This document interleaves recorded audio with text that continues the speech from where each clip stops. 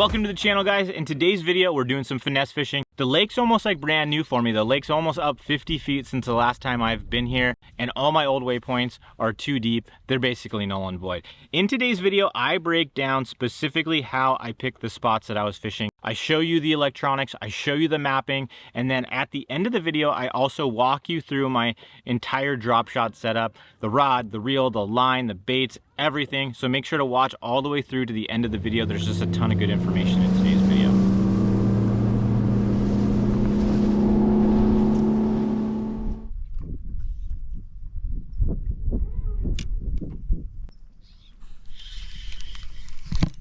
There we go.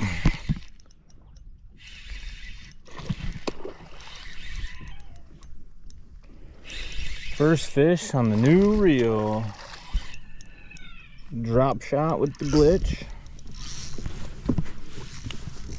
Drag's working good. Guy's fighting good. Only got 8-pound test on here, so I don't want to break him off if I can help it.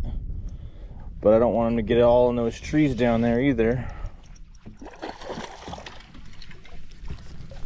Here we go.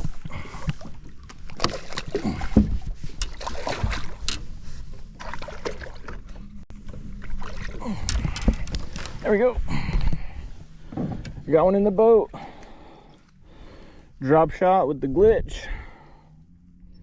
Little guy, but still fun. Little 2-pounder.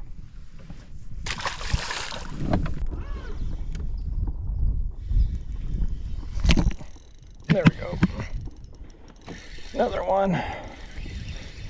Drop shot again. It might be a drop shot kind of day today. Coming up.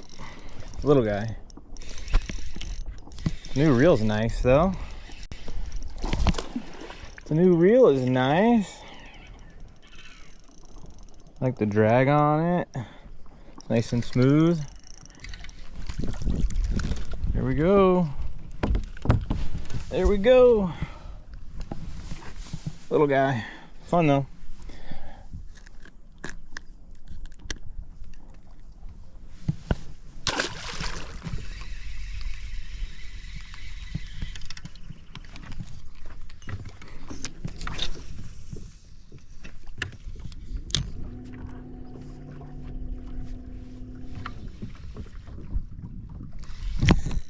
There we go.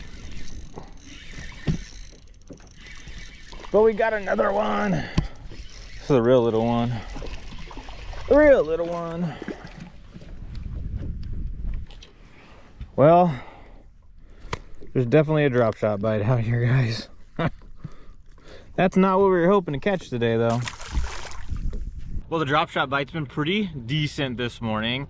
That's not what I set out to catch this morning, as drop shot fish, but that's just the way the day's going so far. Every time I pick it up, I seem to get a bite or two. So I'm gonna try some other stuff that's a little bit more fun, but we're probably just gonna keep coming back to that drop shot. I think I'm gonna start graphing some areas and just trying to find some deeper rock piles, see if we can get a better quality fish too.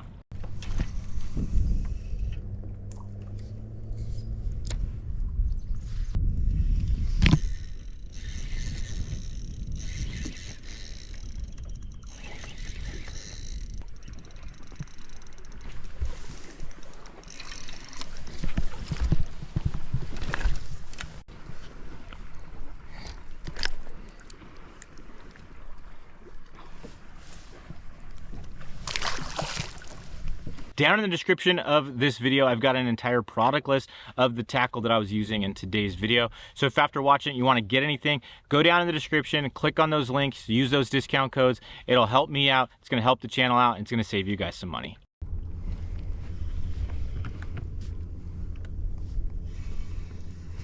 There we go.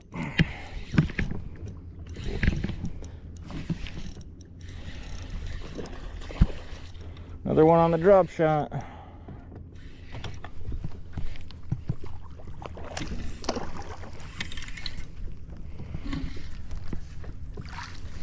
There we go. There we go. It's a drop shot day, guys. As soon as I pick up that old drop shot, we get bit. Another little one. That was the first fish so far today that really thumped it. All the other ones have just been like pressure bites, but that one actually thumped it, so that was pretty cool. Got it on the 6 Sense USA custom rod. Really like this rod. It's a higher end rod, a little bit expensive, but man, it is sensitive, it is light, and I just love throwing a drop shot on it.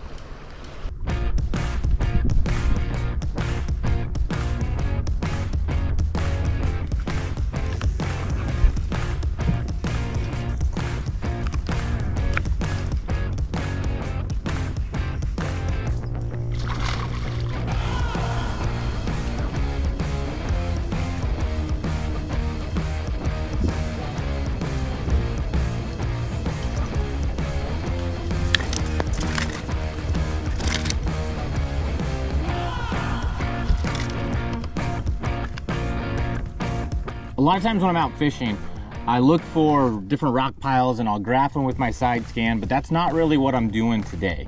I've done a little bit of graphing, but that's not where I'm finding the fish and that's not where I'm getting bit.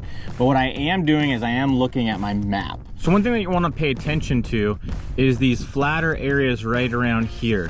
Those flatter areas are key because they're different transitions. As you can see, this lake is super steep. All these close contour lines just means that's really steep. But when you get into the back here, those contour lines start to separate and you have a lot more of that white color. That's why color shading is so key. I've been coming around and finding those little flatter areas, and those are the areas where I've been getting bit. It's not so much rock piles and structure as much as it is these flatter areas that are just different than the rest of the bank. Super steep on this side, little flatter right here, and then there's actually a nice little flat spot right back there where I just got bit. So this is the same area that I was just showing you on the graph. And as you can see, a lot of barren bank, and then as you come back where that flatter area is, you start to see some of that rock. And down there in the corner right there, that's where that rock is, and that's the area where that flat is. All that rock that you see on the bank is a transition area. So those transition areas are what separate where the fish are and where they're not. A lot of times right when you get into those transition areas, that's where you're gonna get bit. So again, right here, not a whole lot on the bank, keep going on, and then eventually you just start to hit that rock, and then boom, you have that rock right there. Those transition areas are key. So we just pulled up to another area, and I want you to take a look at this flat right here. That's the spot that I'm going to try to fish right here. I have a feeling we're gonna get bit. There's a point right here that's super steep, and then as it comes in, we got these little secondary points where it's flatter, and then it's steep going into that arm. So we should get bit right around in this area right here. So now we're up on the front graph and you can see everything a little bit better.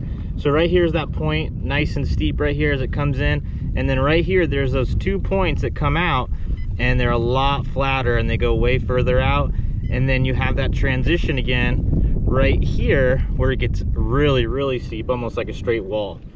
So this right here should be where we get bit. So not every single flat area are we gonna get bit. The flat areas are just good to look for because you know that's a transition area. If the lake is super steep and you find flat areas, then you know that that's a transition area on that particular lake. And if you have a really flat lake and then you find a steep area, that's also a good area to target because that's a transition area.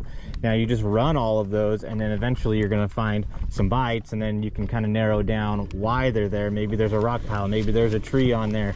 But if you run those different areas, especially on a lake that you've never been to before, you definitely have a good chance of getting bites. There's a lot of brush in this lake right now, and a lot of these fish were caught along the edge of that brush. They're not super shallow, but they're not super deep either. They're right on that edge of the brush, and seeing that edge very clearly with my water lens sunglasses has been very helpful and helped me put some fish in the boat today. Having that polarization and being able to see the edge of that brush as it goes into the water is key. So head over to waterlandco.com, use discount code LUNA15. They got awesome sunglasses just like these launch frames in the green mirror, and then they got awesome apparel like the hat that I got on. If you want to get some sun shirts, they got those as well. So head over to waterlandco.com. Discount code is LUNA15. There we go. From the tree, get out of the tree. There we go. There we go.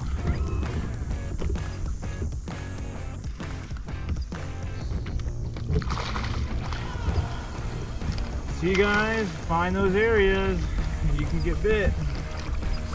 a bunch of moss all over this guy. Little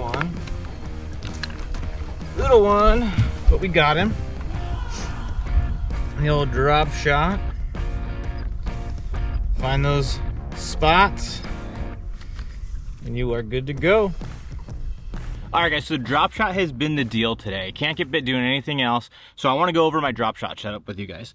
So the rod that I've been using today is the 6th Sense USA custom rod. It's a 7-foot medium.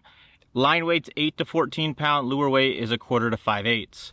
I was throwing 8-pound test fluorocarbon for my leader and then 10-pound braid for my main line.